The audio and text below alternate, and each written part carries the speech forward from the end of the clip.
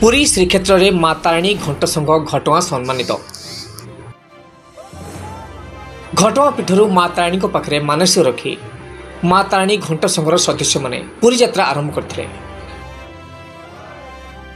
घटगां माँ तारिणी पीठ में दीर्घ 25 वर्ष धरी माँ पाखे आरती समय घंट शंख ढोल मोहरी बजाउथिबा माँ तारिणी घंट संघ चलित वर्ष माँ तारिणी पवित्र चैत्र पर्व केमिति शांति सुखल समापन हेब पुरी श्रीक्षेत्र यात्रा करी विश्वर समस्त भक्तों मंगला कामना पाई जगन्नाथ पाखे माँ तारिणी आज्ञामन यात्रा करेंगे।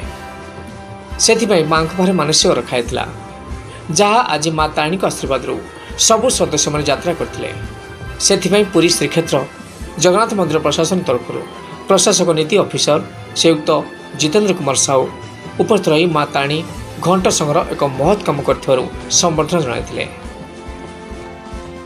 एथिरे पुरीर समस्त सेवायत माने उपस्थित रही सहयोग करते।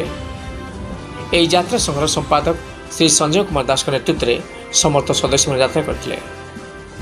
केन्दुझर घटगां उदित महात रिपोर्ट स्टार ओडिशा।